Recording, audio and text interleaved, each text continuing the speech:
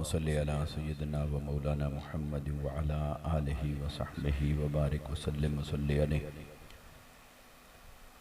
अस्सलातु वस्सलामु अलैका या सय्यदी या रसूलल्लाह व अला आलिका व अस्हाबिका या सय्यदी या हबीबल्लाह। अस्सलातु वस्सलामु अलैका या रहमतल लिल आलमीन व अला आलिका व अस्हाबिका या शफीअल मुज़निबीन। नहमदुहु व नुसल्ली व नुसल्लिमु अला सय्यदिना व मौलाना मुहम्मद रसूलिहिन नबिय्यिल अमीनिल मकीनिल हनीनिल करीमिर रऊफिर रहीम। अम्मा बअद फ़अऊज़ु बिल्लाहि मिनश शैतानिर रजीम। बिस्मिल्लाहिर रहमानिर रहीम। इन्नल्लाहा यअमुरुकुम बिल अदलि वल इहसान। सदक़ल्लाहुल अज़ीम व सदक़ रसूलुहुन नबियुल करीम व नहनु अला ज़ालिका लमिनश शाहिदीन वश शाकिरीन वल्हम्दुलिल्लाहि रब्बिल आलमीन। हम्द व सलात के बाद लायक सद ताज़ीम वल इकराम सूफ़ी बासफ़ा वारिसे फैज़ान औलिया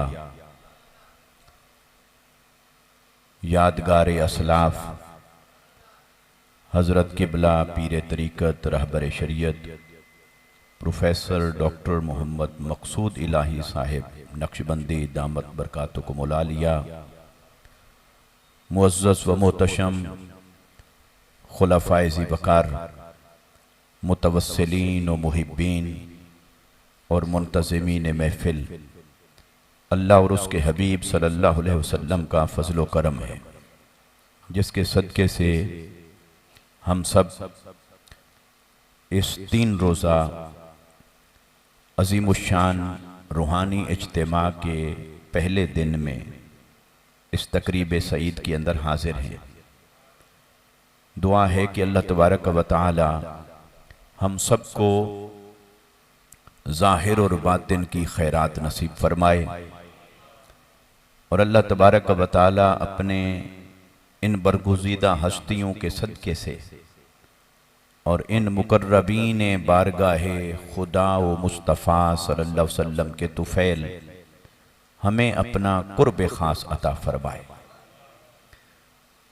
मेरे लिए निहायत सआदत की बात है कि मैं सबक सुनाने के लिए आपके सामने चंद कलिमात अर्ज़ करूं और जहां इतने सारे साहिबान इल्म साहिबान तरीक़त हज़रात तशरीफ़ फरमा हूँ तो यकीनन यहाँ तो साहिबे हाल की मजलिस हो तो फिर साहिबे काल का तो क्या काम, और अगर साहिबे काल भी कोई कामिल हो फिर भी बात बनती है, लेकिन मैं तो नाक़िस और नाचीज़ आदमी हूँ।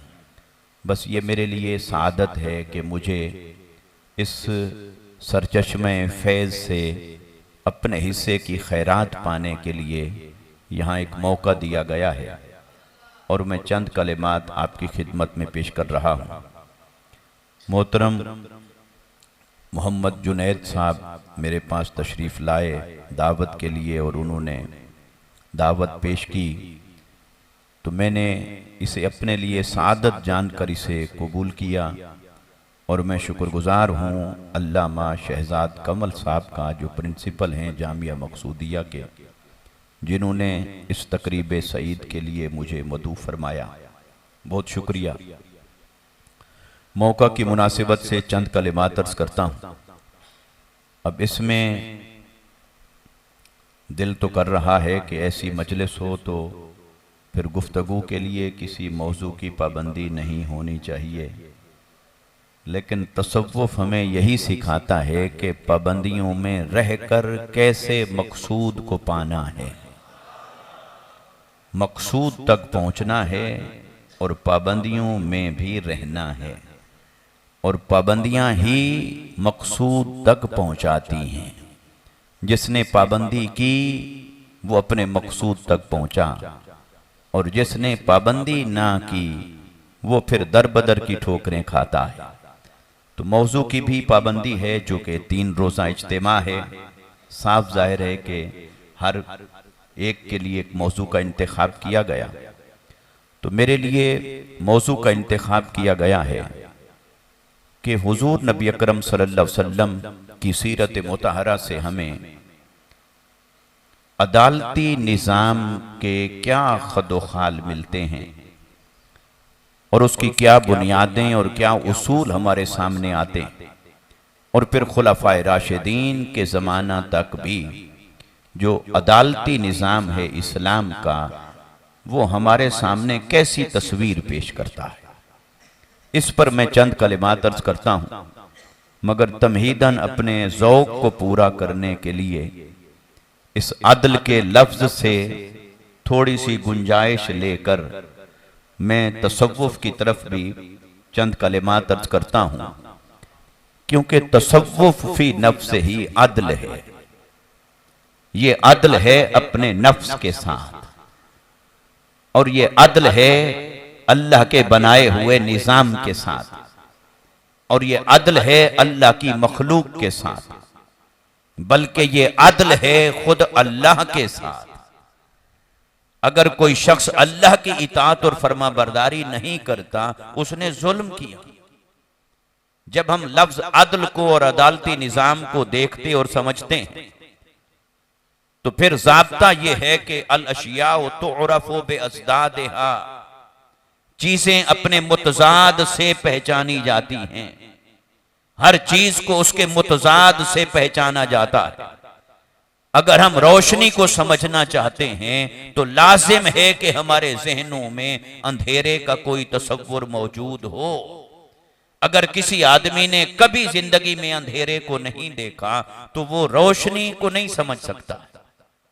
ऐसे ही किसी आदमी ने अगर भूख की कैफियत को का सामना नहीं किया, वो नहीं समझ पाएगा कि पेट भर के खाना क्या होता है। ऐसे ही इंसान को अल्लाह रब्बुल इज्जत ने ठंडा और गर्म है, अगर कोई डेफिनेशन करके आपको समझाता रहे ठंडा इसे कहते हैं, और आपने उसके मुतजाद यानी गर्म को कभी छूकर न देखा हो, तो फिर इंसान उसकी हकीकत तक नहीं पहुंच पाता कि ठंडा किसे कहें, गर्म किसे कहें। और यहां पर एक बड़ी लतीफ बात यह है कि दौरे हाजिर में बहुत सारे लोग ऐसे आ गए जिन्होंने औलिया और सालेहीन की मोहब्बत को माज़अल्लाह शिर्क कहना शुरू कर दिया, औलिया किराम की ताज़ीम को शिर्क कहना शुरू कर दिया, औलिया किराम के अदब के मज़ाहिर को शिर्क कहना शुरू कर दिया। तो जब आप इस बेबुनियाद अफसाने के पीछे गौर करेंगे, यहां भी आपको यही नजर आएगा। शिर्क कोई इसे तब कह सकता है जब वो तौहीद से ही बेखबर हो, क्योंकि जिसे तौहीद की समझ आ गई तो उसे शिर्क की भी समझ आ गई, क्योंकि ये तो मुतजाद है। अब अगर मैं इसको हाथ लगाऊं और इसे हाथ लगाने के बाद मैं जोर से दबाऊं, दबाने के बाद मैं कहूं ये तो बहुत नरम है, तो फिर इसका मतलब क्या होगा? आप समझ जाएंगे कि हजरत साहब को नरम का माना नहीं आता। मगर ये तो एक एंगल है। एट द सेम टाइम दूसरी बात भी समझनी चाहिए कि मुझे किसी शय के सख्त होने की भी समझ नहीं। अगर मुझे किसी शय के सख्त होने की समझ होती तो इसको हाथ लगाने के बाद मैं कहता ये तो सख्त है, फिर मैं इसे नर्म ना कहता। तो अगर मैंने इसे नर्म कहा है तो मुझे दो चीजों की खबर नहीं, किसी शय के सख्त होने की भी खबर नहीं और किसी शय के नर्म होने की भी समझ नहीं। हमें फोन आ जाता है किसी दोस्त का, हम उसको पहचान नहीं पाते, हम कहते हैं भी कौन? खालिद साहब बोल रहे हो? वो खालिद नहीं होता, वो होता है मुनीर। अब इसका मतलब यह है कि हम दोनों की आवाज को नहीं पहचानते। अगर उसे पहचानते होते तो फिर इसे खालिद ना कहते, और इसे पहचानते होते तो इसका सही नाम लेते। तो अल अशिया तुअरफ़ु बिअज़दादिहा, ऐसे जो लोग आका अलैहिस्सलातु वस्सलाम की मोहब्बत को माज़अल्लाह शिर्क कहें, औलिया और सुलहा की मोहब्बत को शिर्क कहें या वसीले को, तबर्रुक और तवस्सुल को शिर्क कहें, उससे घबराने की जरूरत नहीं, क्योंकि उसे तौहीद की समझ नहीं है। जिस दिन उसे तौहीद की समझ आ गई, उस दिन ये भी समझ आ जाएगी कि फिर शिर्क किसे कहना है। तो अल्लाह रब्बुल इज्जत ने तौहीद और शिर्क का फर्क उस वक्त समझा दिया था जब आदम को हुक्म दिया कि सजदा करो, और उसने कहा बारी ताला सजदा तो सिर्फ तेरे लिए था, तेरे अलावा किसी और के लिए कैसे हो सकता है। अल्लाह ने फरमाया बेशक मेरा है, लेकिन मैं कहता हूं कि मेरे आदम को सजदा कर। तो वहीं से तौहीद और शिर्क का फर्क समझ में आ गया कि जिसकी ताजीम अल्लाह करवाए ये ऐन तौहीद होती है, जिसकी मोहब्बत खुद रब करवाए उसकी मोहब्बत ऐन तौहीद होती है, जिसका अदब खुद अल्लाह करवाए उसका अदब कभी शिर्क नहीं होता, उसका अदब ऐन तौहीद होता है। और जिसके बरकत और तवस्सुल को खुद अल्लाह ताला बयान फरमाए, तो फिर उनसे तबर्रुक को, तवस्सुल का अकीदा रखना, उनसे निस्बत रखना, ये ऐन तौहीद है, ये शिर्क नहीं होता है। ऐसे ही आ जाएं अब अदल पर। अदल को समझना है तो जुल्म को समझना पड़ता है, क्योंकि अदल और जुल्म आपस में एक दूसरे का मुतजाद है। तो जुल्म की तारीफ हमारे उलमा और अकाबरीन ने यह की है कि वज़उ शैइ फी गैर महल्लिही, किसी शय को उसके गैर महल में रख देना, उसकी असल जगह पे ना रखना, उसके असल ठिकाने पे ना रखना, इसे जुल्म कहा जाता है। तो पता चला अदल क्या है। अदल ये है हर चीज को अपने अपने मुकाम पर रखना, ये अदल है। और किसी चीज को उसके मुकाम से हटा देना, ये जुल्म है। तो अदल और जुल्म की इस तारीफ के बाद अगर हम समझना चाहें इसके मजीद तसव्वुर को, तो फिर इंसान के लिए इंसान का महल क्या है कि वो अल्लाह की इताअत करे। इंसान का दर्जा क्या है कि वो मखलूक है, वो अब्द है, वो अल्लाह का बंदा है। तो लिहाजा अल्लाह की इबादत करे, उसकी बंदगी करे, उसका हुक्म बजा लाए, उसकी फर्माबरदारी करे। तो जब इंसान अपने आप को इस महल पर रखेगा तो वो अदल पर है, और जब अल्लाह की इताअत और फर्माबरदारी से हट जाएगा, नाफरमानी की राह इख्तियार करेगा, तो वो जुल्म की राह पर है। इसलिए अल्लाह ताला ने फरमाया वलौ अन्नहुम इज़्ज़लमू अनफुसहुम जाऊका, ऐ हबीब सल्लल्लाहु अलैहि वसल्लम, जो कोई अपनी जान पर जुल्म कर बैठे तो वो फिर तेरी बारगाह में आए ताकि जुल्म का जंग धुल जाए और उसे अदल की खैरात नसीब हो जाए। तो जुल्म और अदल आपस में एक दूसरे के मुतजाद हैं।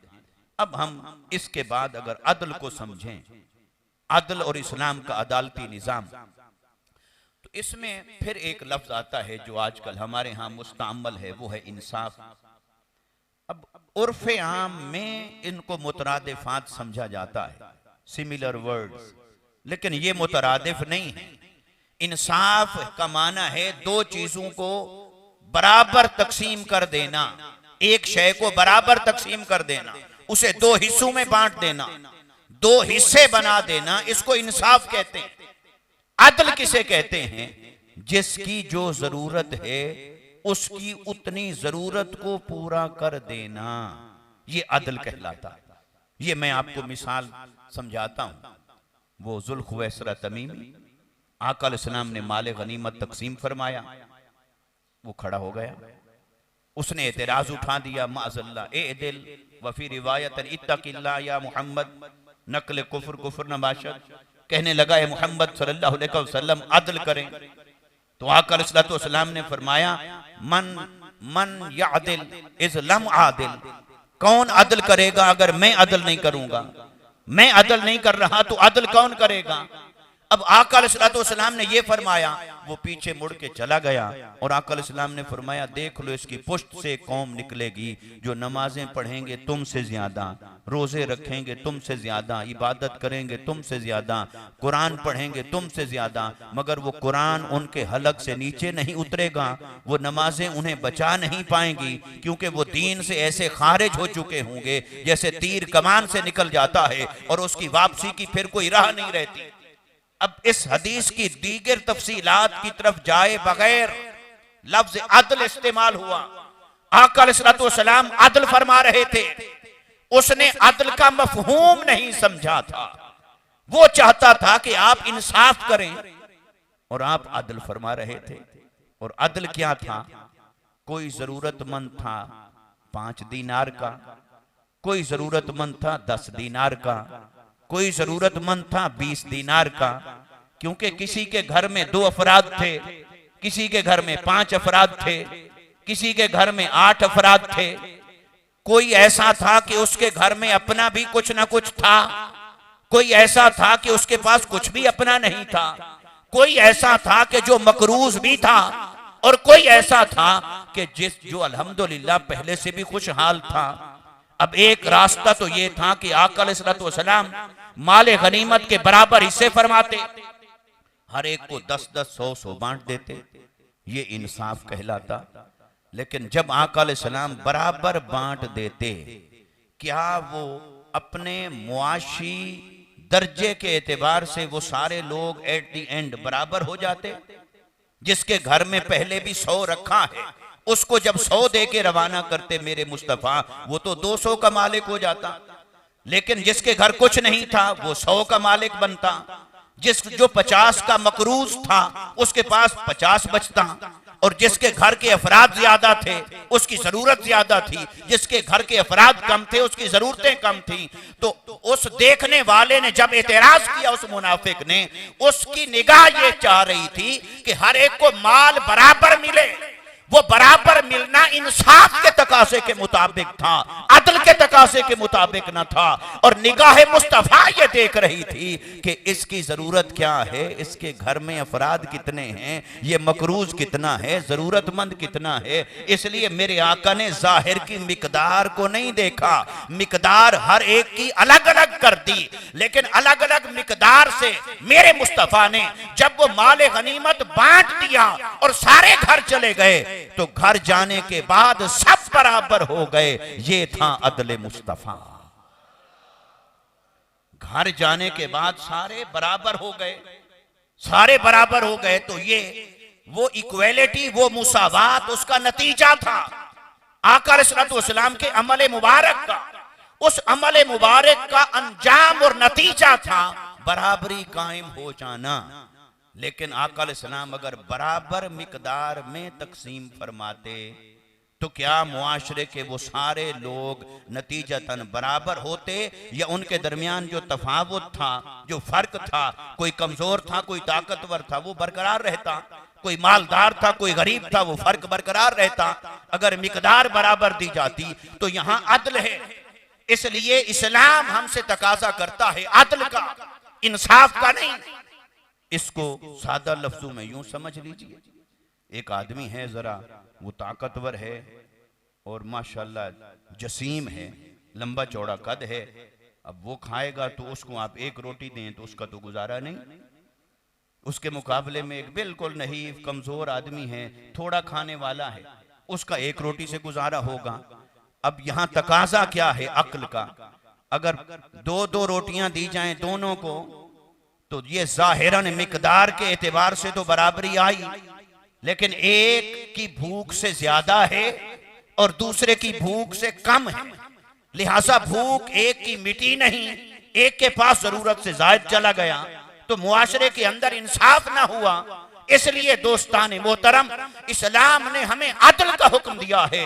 अल्लाह रब्बुल इज्जत ने इरशाद फरमाया सूरह अन-नमल के अंदर, फरमाया इन्नल्लाह यअमुरुकुम बिल अदल वल इहसान। अल्लाह तबारक व तआला तुम्हें अदल का हुक्म देता है। जब मुआशरे के अंदर अदल करने लगो, देखो हर एक की जरूरत क्या है, उन जरूरतों के मुताबिक जब हर एक की झोली भर दोगे तो मुआशरे का हर फर्द एक दूसरे के साथ बराबर हो जाएगा। अदल का हुक्म दिया और अदल के बाद लफ्ज इस्तेमाल फरमाया अल एहसान।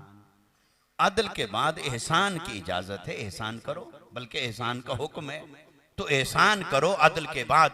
मगर पहला करीना यह है कि अदल करो मुआशरे के अंदर। इसलिए अल्लाह रब्बुल इज्जत ने जहां 1 से जायद बीवियों की इजाजत दी तो वहां अदल का हुक्म दिया, वहां अदल का हुक्म दिया है, इंसाफ का नहीं। मुमकिन है एक की जरूरत हो कि वो 2 रोटियों से पेट भर ले, दूसरी की जरूरत हो कि वो 3 रोटियां खा के सैर हो। तो ये तो नहीं कि भी आप 2-2 ही बांटें, कहा अदल करो। अदल के अंदर बहुत गहराई है, अदल के अंदर हिकमतें हैं, अदल के अंदर नतीजतन मुसावात है, अदल के अंदर नतीजतन बराबरी है। इसलिए अल्लाह ताला ने हमें अदल का हुक्म अता फरमाया कि मुआशरे के अंदर अदल कायम करो।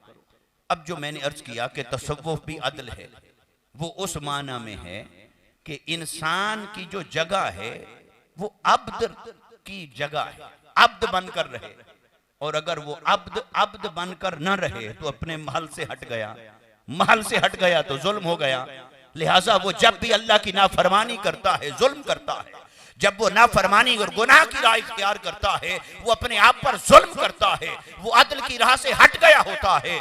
तो कुर्बान जाएं सूफियाए किराम की तालीमात को, जिन्होंने एहसान जो हदीस बुखारी में आया था, हदीस जिब्राइल में लफ्ज एहसान आया था, उसकी ऐसी ताबीर और तशरीह की अपनी जिंदगियों के अंदर, अपनी तालीमात के अंदर, कि फिर अदल और एहसान के तसव्वुर को यूं फैलाया कि तसव्वुफ अदल की तस्वीर भी बन गया और तसव्वुफ एहसान की तस्वीर भी बन गया।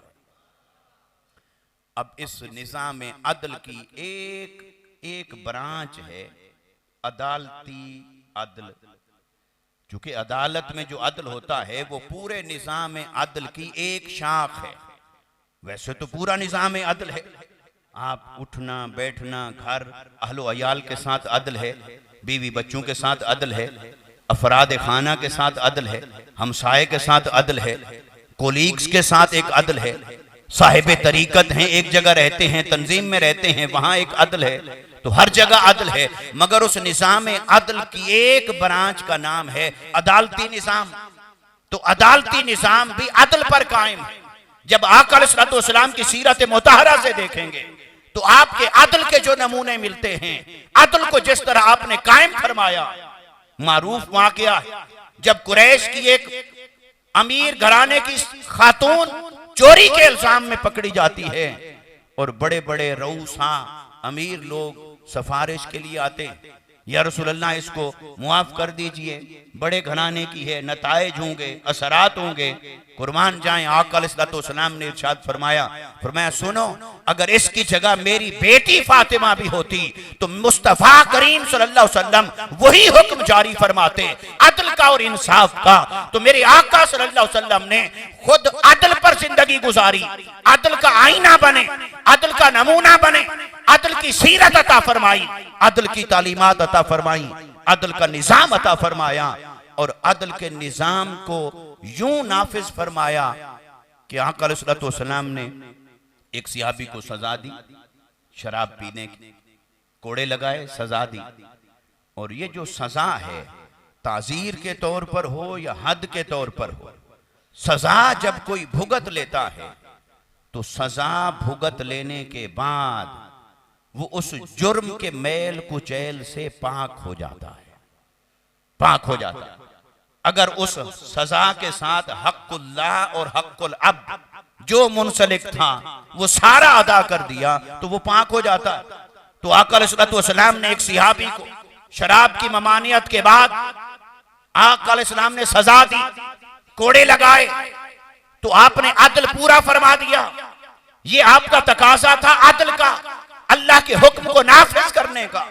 उसे पूरा फरमा लेने के बाद कुर्बान जाएं मेरे मुस्तफ़ा सल्लल्लाहु अलैहि वसल्लम के इस अदल को, अदल के बाद एहसान को देखिए। मुस्तफ़ा ने उसे अपनी मजलिस से दूर नहीं फरमाया, अपने करम से दूर नहीं फरमाया, अपनी बारगाह से कोई बेजारी का इजहार नहीं फरमाया, उसे कोई और निगाहों से नहीं देखा, बल्कि वो सिहाबी आका अलैहिस्सलाम की मजलिस में बैठते और गाहे बगाहे जब वो आका अलैहिस्सलाम को देखते कि आप कहीं से थके हारे आए, दुखी आए, तो वो सिहाबी कोई मजाह की बात कर देते हुजूर की बारगाह में, मजाह की बात कर देते और हुजूर मुस्कुरा पड़ते।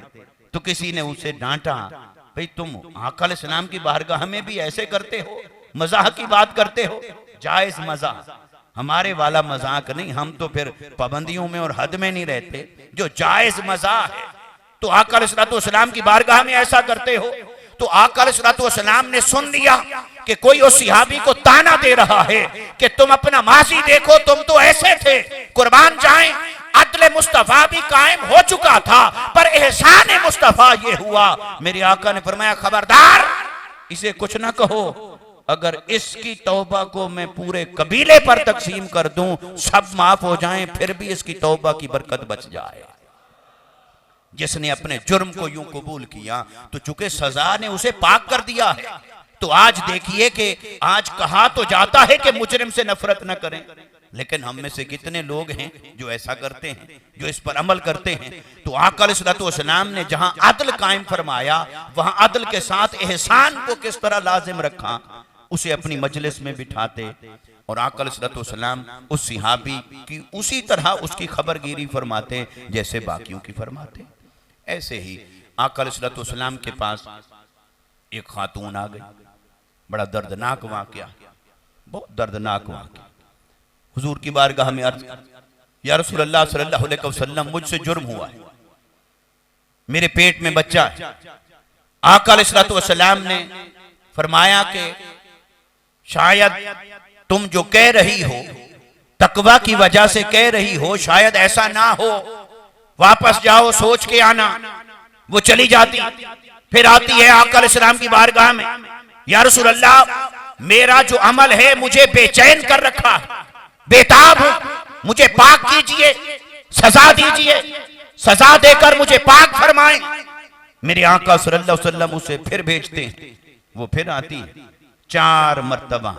चौथी मर्तबा जब वो आई, इसलिए फुकहा ने यहां से उसूल अखज किया कि 4 मर्तबा उसका इकरार लाजिम है, या तो 4 गवाह चाहिए या 4 मर्तबा इकरार लाजिम है, क्योंकि आका अलैहिस्सलाम ने उसे 3 बार पलटाया।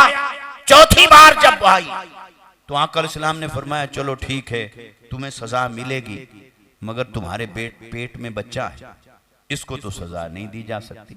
अब अदल और एहसान दोनों को जरा साथ साथ देखिए, आका अलैहिस्सलाम की सीरत से हमें क्या तालीम मिल रही है। तो आका अलैहिस्सलाम ने फरमाया जाओ, जब बच्चे की पैदाइश हो जाए तब आना। कितना टाइम होता है बच्चे की पैदाइश में? वो खातून फिर आए, ये नहीं कि गफलत हो गई या मुसमहल हो गई या चलो अब आंख बंद कर ले, चलो मौका मिल गया उससे फायदा उठाए, या उस मोहलत से माज़अल्लाह नाजायज फायदा उठाए, कहीं हिजरत कर जाए, कहीं चली जाए। आका अलैहिस्सलाम की बारगाह में आई, या रसूलल्लाह सल्लल्लाहु अलैहि वसल्लम, मुझे पाक कीजिए।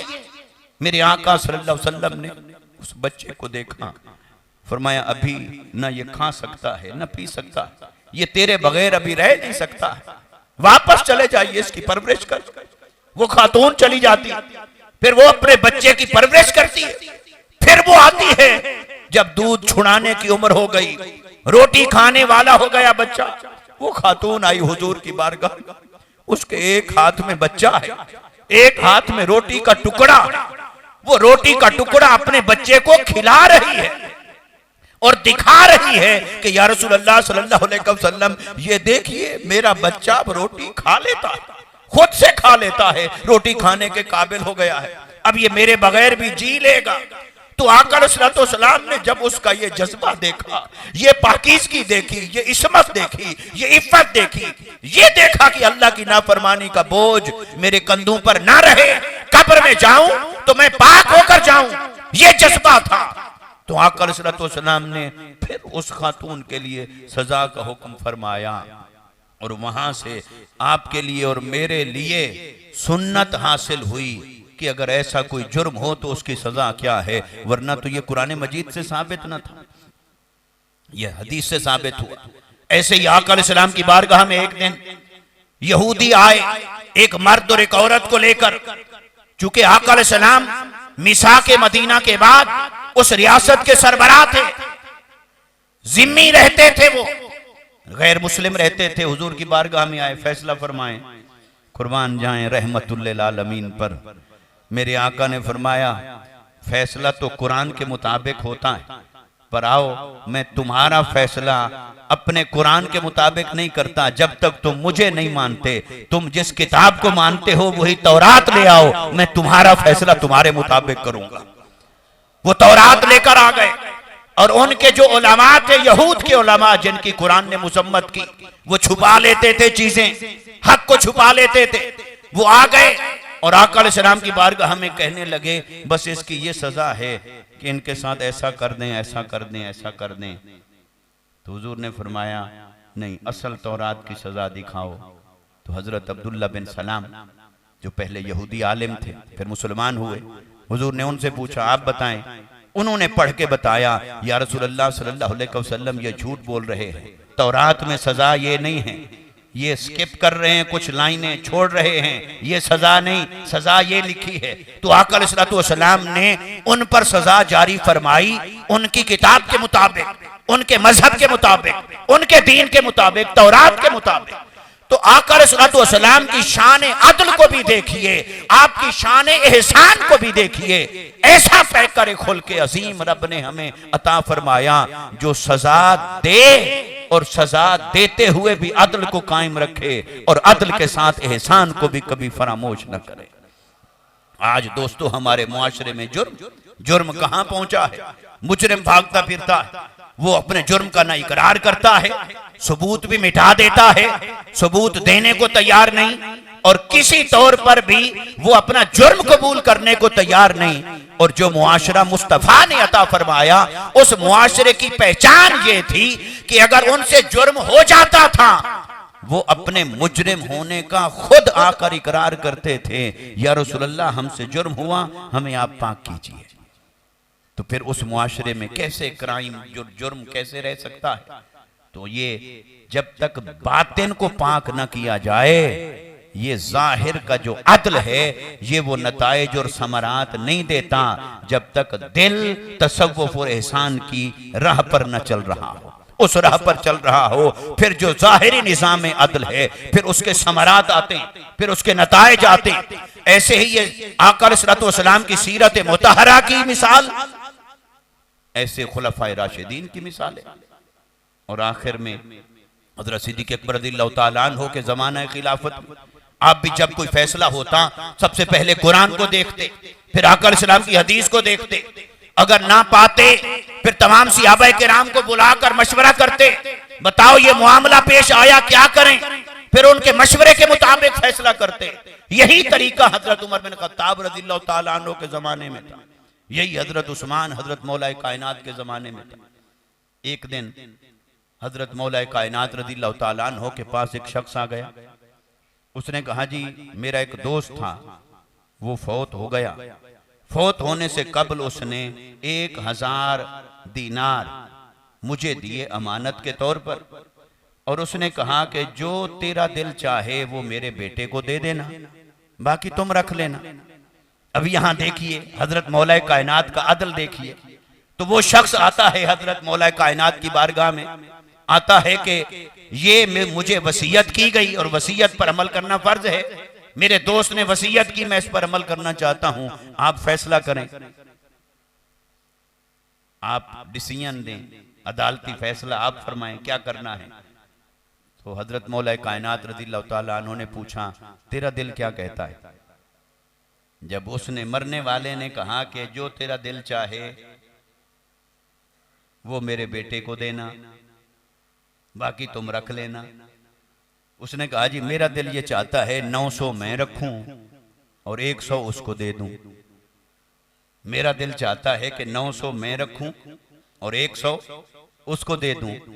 तो देखिए जहां सिर्फ अदल नहीं, सिर्फ खिलाफत नहीं, वहां इल्म भी है, हिकमत भी है, बसीरत भी है, सोहबत मुस्तफ़ा भी है, विलायत भी है, जाहिर का नूर भी है, बातिन का नूर भी है। वहां कैसे हो सकता था कि फैसला कुछ और हो जाए, हक के खिलाफ हो जाए। हजरत मौला कायनात करमल्लाहु वजहुल करीम आपने फरमाया वो फौत होने वाला बड़ा समझदार था, वो बड़ी बात कह गया है आपको। उसने ये नहीं कहा कि जो तू चाहे तू ले ले, जो उसको चाहे उसको दे दे, नहीं, उसने कहा जो तेरा दिल चाहे वो मेरे बेटे को देना।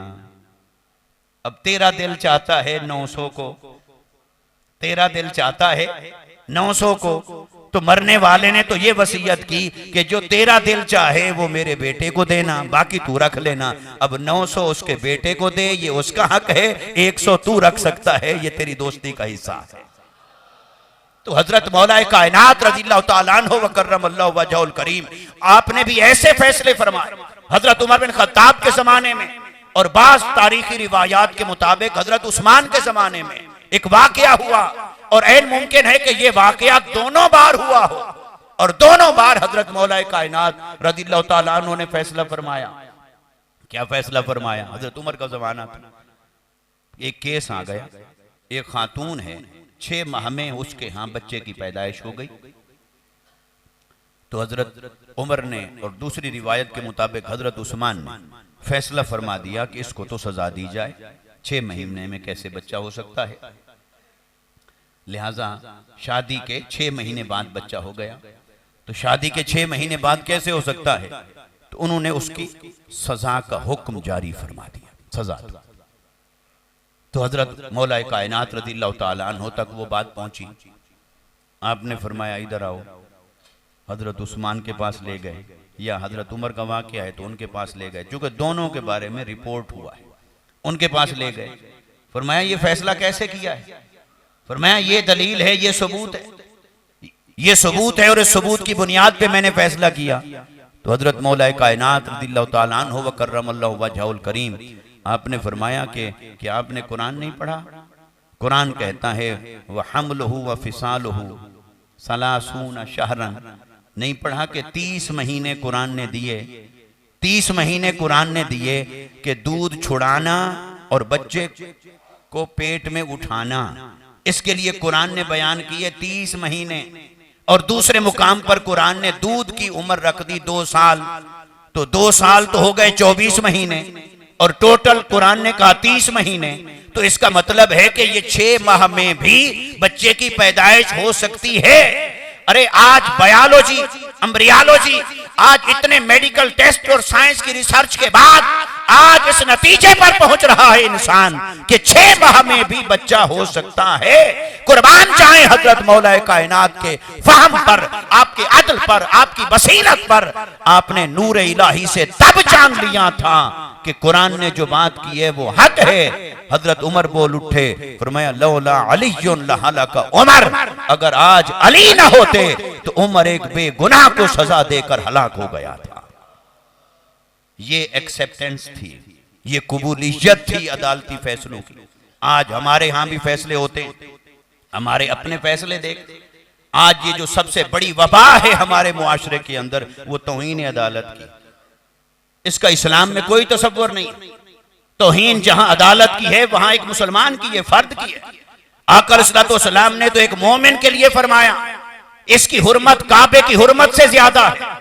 आज इंसान धक्के खाते फिरते, और अगर कोई नाम नेहाद इंसाफ की कुर्सी पर बैठने वालों से पूछ ले कि तुम बताओ ये जायदादें कहाँ से आई, ये माल कहाँ से आए, ये फैसले कैसे किए, वो अमीर कैसे छूट गया, वो गरीब कैसे फंस गया, वो उसको आपने किसी को फांसी हो गई, उसके 40 साल बाद फैसला किया कि वो बेगुनाह था, 40 साल जेल में सड़ गया, उसके बाद फैसला किया कि आपको बाइज्जत बरी किया जाता है। ये कैसे फैसले हो रहे हैं? अमीर के लिए कुछ और है, गरीब के लिए कुछ और है। कोई सवाल उठाए तो तौहीन अदालत है। ऐसी तौहीन अदालत का कोई तसव्वुर नहीं इस्लाम के अंदर। हजरत उमर बिन खत्ताब के जमाने मुबारक में हर कोई खड़े होकर पूछ सकता था, उमर बताएं ये आपकी कमीज कैसे बनी? बाद में खुतबा सुनेंगे आपका, हमारी कमीजें तो पूरी नहीं हुई, तेरी कैसे पूरी हुई?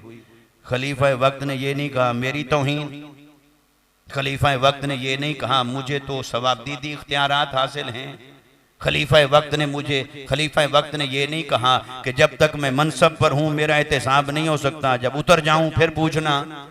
आपने खुतबा रोक दिया, अपने बेटे को कहा अब्दुल्ला खड़े हो जाओ, मेरी सफाई पेश करो। अर्ज करने लगे, हाँ जो कपड़ा मुझे मिला था मैंने अपने वालिद गिरामी को दे दिया है, चूंकि न मेरा पूरा होता न इनका पूरा होता, तो मैंने कहा आप पूरा कर लें, मैं फिर अल्लाह दे देगा। तो जब तक हजरत उमर बिन खत्ताब ने उस इल्जाम की खुद से सफाई नहीं दी, तब तक आपने खुतबा जुमा शुरू नहीं फरमाया। हजरत सहाबा किराम का जो निज़ाम अदल था उसको देखिए तो कमजोर से कमजोर आदमी खलीफा वक्त को पूछ सकता था। अदालतों के अंदर जुल्म नहीं था, मुसावात थी हर एक के लिए, हर एक को हक मिलता था। जब से हमने उस निज़ाम अदल को छोड़ दिया, इनफरादी जिंदगी में भी अदल को छोड़ दिया, इज्तिमाई जिंदगी में भी अदल को छोड़ दिया, हर एतबार से जब हम जुल्म की राह पर चल पड़े, अब हम रोना रोएं हमारे मुआशरे में जुल्म है। भाई तूने जुल्म किया अपनी जान पर, आज अदालतें जुल्म कर रही हैं तुझ पर। तुमने जुल्म किया अपनी औलाद पर, आज सरबराहाने ममलिकत जुल्म कर रहे हैं रियाया पर। तो ये जुल्म का बदला जुल्म के साथ है, एहसान का बदला एहसान के साथ है। दोस्तों, अगर हम चाहते हैं अपने मुआशरे की इस्लाह, ये इस्लाह तज़किया नफ्स के बगैर नहीं। वो जो सिहाबिया या सिहाबा किराम हुजूर की बारगाह में आकर अपने जुर्म का इकरार करते थे, वो इकरार न होता अगर उसके पीछे युज़क्कीकुम मुस्तफा ने उनके दिलों को पाक न कर दिया होता। दिलों को पाक कर दिया था, मैल कुचैल नहीं रहा था। इसलिए वो जुर्म को जुर्म समझते थे, गुनाह को गुनाह समझते थे, और कहीं नफ्स फिसल भी जाए उसे अपनी रौनत नहीं समझते थे, बल्कि अपनी पाकीज़गी का सबब इसी को जानते थे कि सजा पालें ताकि कब्र में जाकर अल्लाह के हुजूर सुरखरू हो जाएं। पाकीज़ा मुआशरा तज़किया नफ्स के बगैर नहीं, अदल वाला मुआशरा तज़किया नफ्स के बगैर नहीं, सालेह मुआशरा तज़किया नफ्स के बगैर नहीं। मुसावात चाहते हो तो तज़किया नफ्स की बुनियाद पर मिलेगी, अदल चाहते हो तज़किया नफ्स की बुनियाद पर मिलेगा, इंसाफ चाहते हो तज़किया नफ्स की बुनियाद पर मिलेगा, एक दूसरे को अमन देना चाहते हैं तज़किया नफ्स की बुनियाद पर मिलेगा। यही वजह है कि मौलवी लड़ते रहे, सूफिया ने निगाहों से बातिन पाक कर दिए, लोगों को रब का मुकर्रब बना दिया। तो जब तक तज़किया नफ्स ना हो तब तक मुआशरा जुर्म से पाक नहीं हो सकता। हमने तज़किया नफ्स के मकसूद को, मतलब को भी बहुत महदूद कर लिया कि शायद तज़किया नफ्स की जरूरत उसे है जो सालिक बनना चाहे, जो वासिल बिल्ला होना चाहे। दोस्तों, तज़किया नफ्स की अगर सिर्फ एक रूहानी जिहत से जरूरत होती तो कुरान कभी हुजूर के 4 मनसबे नबवी के अंदर इसे शामिल न करता। जब आका अलैहिस्सलाम के मनसब में इसे बुनियादी फरीजे के तौर पर शामिल किया अल्लाह ताला ने, और युज़क्कीकुम, हुजूर के लिए ये फरमाया कि ये तुम पर मेरी आयात को तिलावत करते हैं, तुम्हारा तज़किया करते हैं और तुम्हें किताब और हिकमत की तालीम देते हैं। इल्म बाद में अता फरमाया, तज़किया पहले फरमाया। चूंकि तज़किया होगा तो मुआशरे के अफराद पाक होंगे, फिर तज़किया होगा तो उस मुआशरे में अदल भी होगा, इंसाफ भी होगा, अमन भी होगा, एहतराम भी होगा, रवादारी भी होगी, जुबानें भी नरम होंगी, एक दूसरे की इज्जत भी नहीं उछालेंगे, तोहमत और ताना जनी भी नहीं करेंगे। इस सारे की बुनियाद तज़किया है। तज़किया सिर्फ रूहानियत या तसव्वुफ की जरूरत नहीं, तज़किया मुआशरे की जरूरत है, तज़किया निज़ाम अदल की जरूरत है, तज़किया निज़ाम मईशत की जरूरत है, तज़किया निज़ाम इक्तिसादियात की जरूरत है, तज़किया हमारी तहजीब और सकाफत की जरूरत है। लिहाजा ये तज़किया सिवाय खानकाहों के कहीं और से नहीं मिल सकता। ये पढ़ने पढ़ाने की चीज है ही नहीं, ये तो चखने और चखाने की चीज है। और ये चखने और चखाने की चीज ये तो ना जुबान से दी जाती है ना जुबान से ली जाती है। जुबान से दी जाए तो फिर कानों से ली जाती है, ये तो निगाहों से दी जाती है और दिलों से ली जाती है। निगाहों से दी जाती है और दिलों से वसूल की जाती है। इसका ताल्लुक कान और जुबान से है ही नहीं, इसका ताल्लुक तो सोहबत के साथ है, तज़किया का ताल्लुक बारगाह मुस्तफ़ा के साथ है। और अल्लाह ताला ने हुजूर के तज़किया के इस मनसब को, हज़रत टाइम ज़्यादा हो गया थोड़ा माजरत इसकी, तो वो कुरान ने 4 मुकामात पर यह बात बयान की, यतलू अलैकुम आयातिना, मुख्तलिफ अंदाज में तुम आयात को तिलावत करते हैं, तज़किया करते हैं, किताब की तालीम देते हैं, हिकमत की तालीम देते हैं। एक मुकाम जो हजरत इब्राहीम अलैहिस्सलाम की दुआ वाला है, वो अगर मुकाम आप पढ़ें जब उन्होंने दुआ की, बरी ताला इनमें नबी अलैहिस्सलाम को भेज, नबी उम्मी को भेज, वहां पर आप देखें तो चारों की तरतीब और है, बाकी तीनों मुकामात पर तरतीब और है। जब हजरत इब्राहीम अलैहिस्सलाम ने दुआ की तो वहां क्या है, वहां यह है कि यतलू अलैहिम आयातिका व युअल्लिमुहुमुल किताब वल हिकमा व युज़क्कीहिम। फरमाया इनमें रसूल भेज जो इन पर आयात को तिलावत करे, इन्हें तालीम दे किताब की, हिकमत की, और इन्हें पाक करे। तज़किया आखिर में था, लेकिन जब अल्लाह ने भेजा तो तज़किया आखिर में नहीं रखा, तज़किया पहले रखा। फरमाया यतलू अलैकुम आयातिना व युज़क्कीकुम व युअल्लिमुकुमुल किताब वल हिकमा। मैंने रसूल को भेजा, ये तुम पर आयात को तिलावत करते हैं, तुम्हारा तज़किया फरमाते हैं, तुम्हें किताब और हिकमत की तालीम देते हैं। तो बारी ताला किताब और हिकमत की तालीम आएगी तो तज़किया होगा, इल्म के बगैर कौन सा तज़किया है। तो यहां क्या वजह है, कुरानी तरतीब है, बिला वजह तो नहीं हो सकती। तो हमारे अकाबरीन और मुफस्सिरीन ने दो नुक्ते बयान किए। एक ये कि या तो ये लगता है कि आदम से लेकर ईसा तक निज़ाम और था, मुस्तफ़ा को भेजा तो निज़ाम ही बदल दिया है। हजरत इब्राहीम अलैहिस्सलाम ने जो दुआ की थी वो साबका निज़ाम के तहत थी कि बारी ताला तूने जिसको भी नबी बनाकर भेजा वो यही करता है, पहले तेरी आयात को तिलावत करता है, फिर किताब का इल्म पहुंचाता है, फिर हिकमत का इल्म पहुंचाता है, फिर इन सब के नतीजे में जाकर तज़किया होता है। और हुजूर को जब भेजा तो अल्लाह ने फरमाया जो इल्म देकर फिर तज़किया करे तो वो तज़किया तो इल्म का मरहून मिन्नत हुआ। फरमाया सुनो, यहां तज़किया इल्म से नहीं, सोहबत मुस्तफ़ा से पालो। यतलू अलैकुम आयातिना, इसी के बाद ही तज़किया को रख दिया, तो निज़ाम बदल दिया। या तो पहले निज़ाम और था और हुजूर के लिए निज़ाम बदल दिया, और यहां पर निज़ाम ये रख दिया कि यहां पर तज़किया पहले रखा और किताब और हिकमत की तालीम को बाद में रखा। एक ये मतलब है।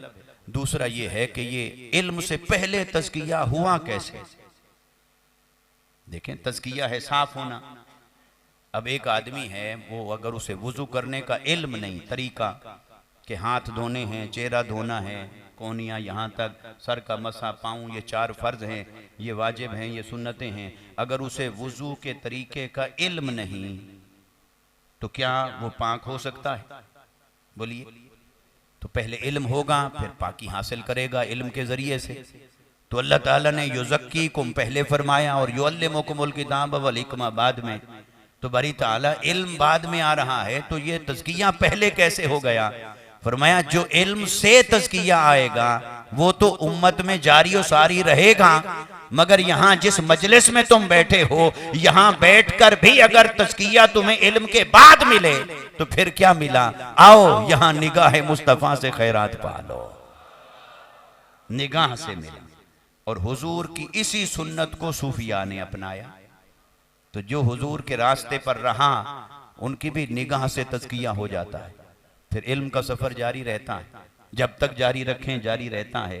और सूफिया की खानकाहों में अगर आप देखेंगे तो वहां आपको तज़किया मुकद्दम नजर आएगा, टॉप प्रायोरिटी के ऊपर तज़किया है, बाद में दर्जा इल्म का आता है, क्योंकि वरना तो इल्म में खतरा है और खतरे की राह पर चल पड़े तो फिर नतीजे का कोई पता नहीं। तो नतीजा अल्लाह वालों के पास होता है, नतीजा उनकी सोहबत और कुर्बत में होता है। अल्लाह तबारक व तआला हमारे हाल पर लुत्फ़ करम फरमाए। तज़किया हमारी मुआशरती ज़रूरत है, हमारे निज़ाम इंसाफ की ज़रूरत है, निज़ाम मईशत की ज़रूरत है, तहज़ीब और सकाफ़त की ज़रूरत है, और रूहानियत की तो है ही। इसलिए अल्लाह तबारक व तआला की बारगाह में दुआ है हमें इन आस्थानों से, इन खानकाहों से अल्लाह ताला अपने कुर्ब को पाने के लिए वो तज़किया नसीब फरमाए जो निगाहों को पाक करे, जो ज़ुबानों को पाक करे, जो दिलों को पाक करे, जो जिस्मों को पाक करे, जो मुआशरे को पाक करे। इसके बगैर 100 कोशिश कर लो, मुआशरा सालेह नहीं हो सकता। सालेह तब होगा जब सालेह लोग निगाह से तज़किया फरमा कर इस मुआशरे को तज़किया से गुजार कर उस दर्जे तक पहुँचाएंगे। मैं आखिर में एक बार फिर शुक्रगुजार हूँ कि मुझे चंद कलिमात कहने का मौका दिया, मेरे लिए सआदत है। और मौजू का जो मेरे लिए इंतखाब फरमाया वो भी एक सआदत है, वरना शायद मैं कभी मशरिक़ जाता, मगरिब जाता, तो अब एक ही रास्ता था, उसी पे रहना था। अल्लाह तबारक